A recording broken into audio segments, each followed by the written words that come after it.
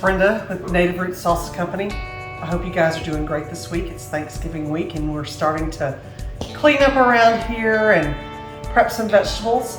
My mom always makes the cornbread dressing for Christmas and Thanksgiving. So I told her this year I would dice all the vegetables since I have my commercial Robot Coupe R2 Dicer unit.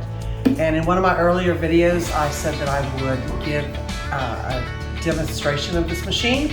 So we're going to do a quick demo today. I'm going to dice some bell pepper, some celery, and then finally some onion.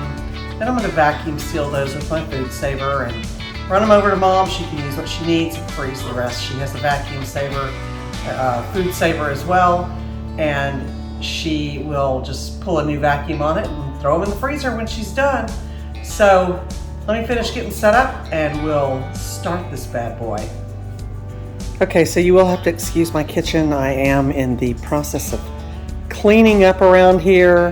That means moving everything, reorganizing, getting ready for people to come over. You guys know how that goes. It's always a mess before you get it clean, and then it's a mess after you cook dinner. But I'm going to give you a quick little tour of this Robot Coupe R2 Dicer. It is a commercial food processor with a dicer attachment, and I know I'm manhandling this camera again. I don't have my gimbal out. It is Robot Coupe R2. It's probably not really practical for a home cook. It is very nice to have though, and they aren't cheap. But I've got my granddaughter this week. She's not feeling well. So there's a couple of attachments to this. You're going to have a slicer mechanism, and then you actually have the dicer mechanism. I'm going to get the camera set up where you can see how it goes together, and then we'll run some of these vegetables through, the celery and the bell pepper. Before I prep the onion, you do have to kind of cut things in half because the shoot is only so big. But we'll be right back. Okay, so as you can see, there are a couple more components. There is the, I guess the chute and the feeder that go on to the machine, as well as the disc that basically throws the product out. So the buttons are on this side, but it ejects on the other side. So it's really pretty simple. There's a little sensor back here that you just have to lock into and make sure it's locked, and then that way it'll run. I'm gonna spray this spindle with a little grill spray or PAM so I can get this piece on more easily. Let me grab that real quick. I learned that little trick from the guy at the restaurant supply store. So, and I thought I needed some fancy silicone stuff, and he said no, just use the spray. So there's a little flat side. I just need to match it up, and we're on. And then I'm going to put, oh, I always forget this, I've got to actually have the cutter pieces in there. So the dicer piece goes in first. It's on the bottom. And you can get different sizes of these dicers.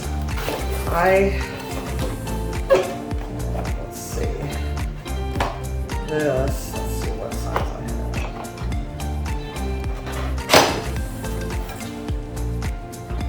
So there's a slicer piece that goes on top and locks into place with this little wing nut. This is extremely sharp, so we don't want to touch that. And here is my dicer. So this did come with a clear 3-quart bowl, a chopping blade, and a slicer and a shredder. So it's a full service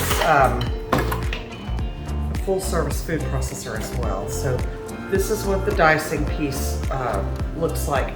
Now, I do use this in the salsa business, so it was worth spending the money for this equipment. And before I went to this, and then it's this side up, it only fits one way, so in here, so we're gonna Easy for me to say. There you go.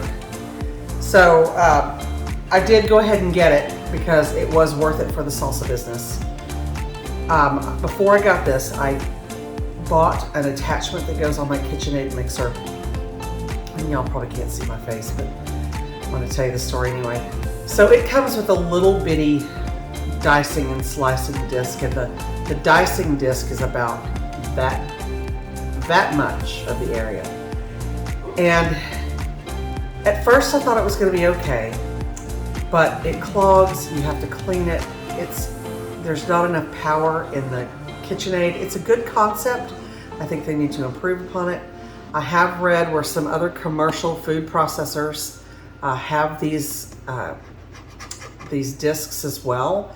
I know Cuisinart has one, but there's another brand, and I can't remember if I'll find it and I'll put it up on the screen, that has a bigger disc like this. I think it was Breville. Now that I think about it, I think it was a Breville. And it had some decent reviews, but some mixed reviews. And I just didn't want to play around with spending another $500 or $600 for something that wasn't going to work like it should or like I needed it. So I bit the bullet and got this. But I tell you what, I have not looked back. So now we're going to put the little slicer and these little white spots. These are from my dishwasher because I do put it in the dishwasher. Probably shouldn't, but I do. So I'm going to screw this in tight, not too tight, just finger tight. And that's what holds everything and gives us a good contact. Okay. And then I have a slicer blade. This thing shreds cheese like nobody's business, and your only limitation is to how fast you can feed stuff in the sheets. Okay. This is what I use when I make my mushroom pico. I dice all my mushrooms in here.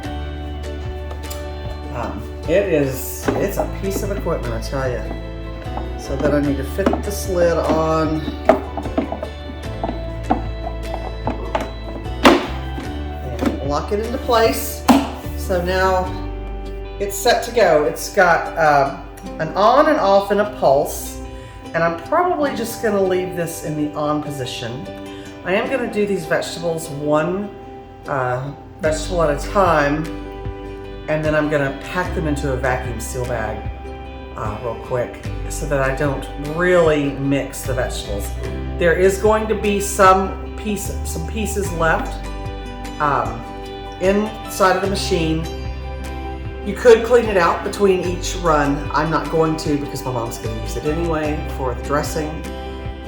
The only one that's why I'm doing the onions last, because I didn't really want the onion juice in everything. So this is our feeder chute. Now I've never done celery in here, but there's a little hole in here, so I'm gonna feed the celery through this small chute so that it holds it straight up. And I hope that it does a better job that way. So I'm gonna take probably more than that. I don't want to pack it in here too tight, but just tight enough. So let me run this down. I'll get a shot here, and then I'll change the camera angle so you can see it when it comes out of the machine. It's nice. So we're gonna turn it on. All right, I've got down to the wide end. I have too much in there. So I will run that through, and then I'm going to use the stick, the pusher. You're done. I'm going to change the camera angle so you can see this coming out, and I'll do the rest of the celery, and then we'll move on.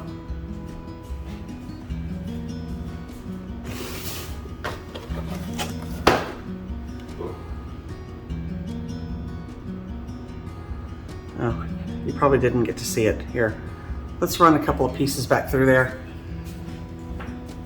So I didn't realize this was taller than my lens. So let's run a couple of pieces back through there just to show you how fast this goes. And you're done. Now I'm going to change the camera angle so you can see how it comes out of here. All right, let's move you down to production level here. This thing is amazing. Amazing. And I'm doing a whole, God, I don't know what you call it. A whole, it's not just a stalk, it's the whole head of celery, I guess that's what you would call it, I don't know. So I'm gonna stick these in at the top with my hand pushing down at first because they're too tall and I'm not gonna cut them.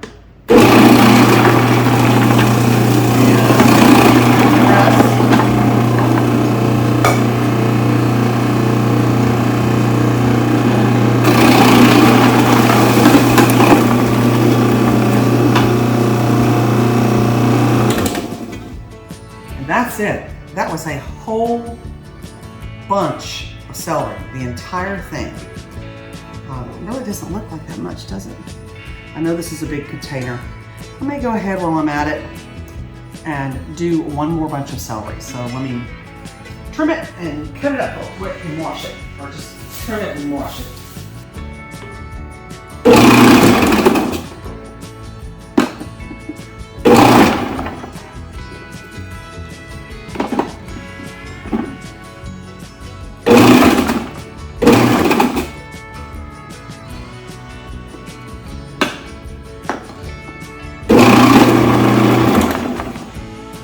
Straggler here.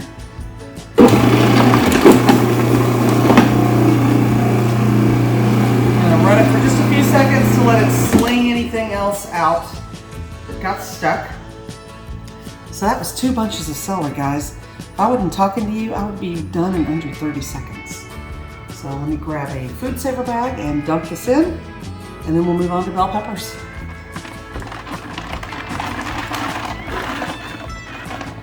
A little better. Whatever doesn't make it, I'll just keep it for me.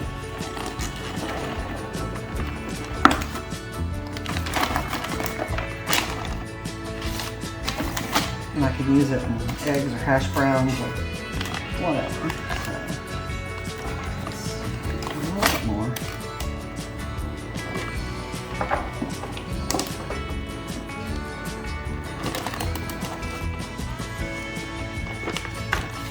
So there's one bag down.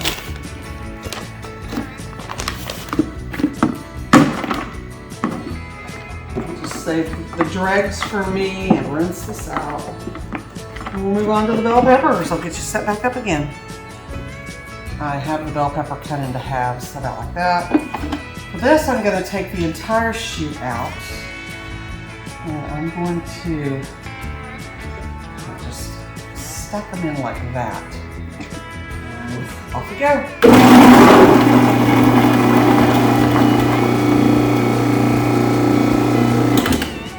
So I am doing a total of, I think, 6 bell peppers. And they were large bell peppers. I think the rest of these are tops and tails. Put this in. But we want a full shoot, so I'm going to go ahead and stuff this chute full.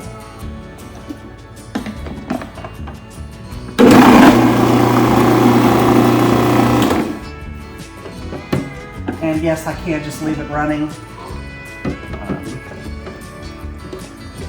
but it's pretty loud. I'm going to save the sound on the video.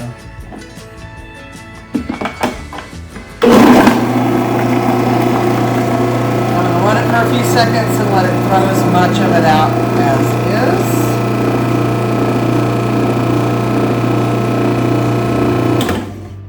Now at this point, I could stop, take the top off, unscrew the slicer, and see how much is stuck on the dicing blade. There will be some there, but I'm not going to do that. I'm going to just run it through with the onion, and we will let that go to Mom as well. A little bit mixed. So let me make another food saver bag for my bell peppers.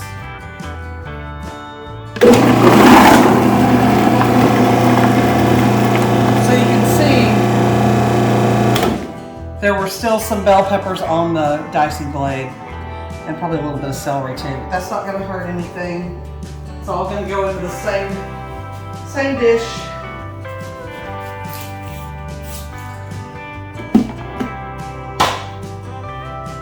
So you can fit a fairly good size in there. Those were huge sweet onions, and I quartered them.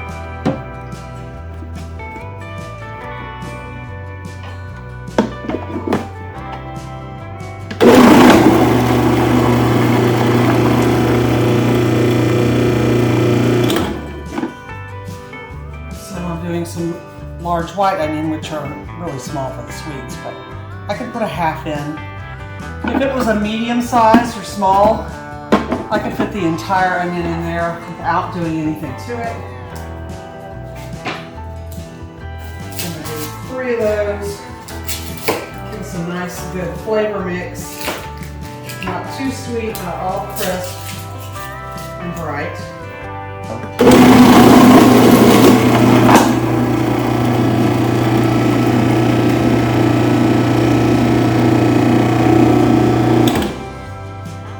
So that was 5 onions, and I was peeling them and chopping them into pieces during the video. So if I had everything prepped, this would have gone even faster.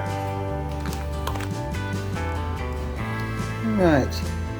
So we ended up with 3 nice little packages of vegetables for my mom. There's going to be plenty for dressing and plenty for her to freeze. The onions and the bell peppers didn't really seal very well, even though I used the moist setting because they had so much juice. I did try putting the little paper towel trick in the onion. It worked a little better, but it wasn't foolproof. But again, she'll be re-vacuum sealing these today. So I'll show you the inside of the Robot Coupe and what was left. Let's kind of get some pictures of this takedown here. Start removing all my pieces, and you'll see there is some left in the lid. And I'm going to shake all that out into this reservoir that I have. That way I can use those for something. And later today we're going to be making our artichoke dip. So excuse me, the onion juice is finally getting to me, even though I'm wearing my glasses to try to block it. So you want to unscrew that all the way until it fully releases. Gonna rinse it off real quick so nothing sticks. You can see what was left. Subsequent products will push other things out, but there are some thinly sliced onions left. This is the very sharp side of the blade, so I'm going to pick it up from the paddle in the front. I'm going to go ahead and knock those out. You can see the bottom where it comes through. I'm going to go ahead and knock those out into this, maybe into this container. Like a case knife to clean this out. Some of them come with little punch-through tools, plastic tools that fit the grid. I did not get one with this. I'll show you what's left on the inside, which I can scrape all of that off as well. So there's what the inside looks like. It's not a lot, but it's usable produce. So that made fairly short work of a tedious task. And again, I did 2 whole bunches of celery, 6 bell peppers, and 2 large sweet onions and 3 large white onions. If I hadn't been filming, I would have been done in less than 10 minutes. Saves a lot of hand chopping. It's a great machine. Check out the Breville. I'm not sponsored by anyone, but out of the KitchenAid attachment that I did buy, and I wouldn't recommend it. I would look at the Breville Dicer attachment to the food processor. That one looks more like this one, and I think it would probably do a better job. Definitely do your own research and read the reviews. But that was a demo of the Robot Coupe R2 Dicer. It's a dream machine, I'm telling you. So later today, we're gonna do some creamy jalapeno spinach artichoke dip. And we'll get that video up ASAP before Thanksgiving if you need a nice appetizer. So until the next video, subscribe, hit that notify bell so you won't miss any of these little demos or recipes. We'll see you in the next one. Bye. One more. We threw together a quick loaf of bread this morning. This is basically the no-knead recipe. You can look that up anywhere. I don't even use a recipe anymore. And I put some everything bagel seasoning on it. I baked it in this little KitchenAid cast iron right here. I didn't put it in my big Dutch oven because I wanted to see how a loaf would come out more than a round boule. And I think it came out okay. The lid was pretty flat, so it kind of retarded the spring. I think if I would have had a bigger lid or a taller lid, I would have gotten way more spring on this. But it's almost cool enough to cut, and we're going to use this to go along with our creamy jalapeno spinach artichoke dip later this afternoon. So I'm really signing off this time. Bye.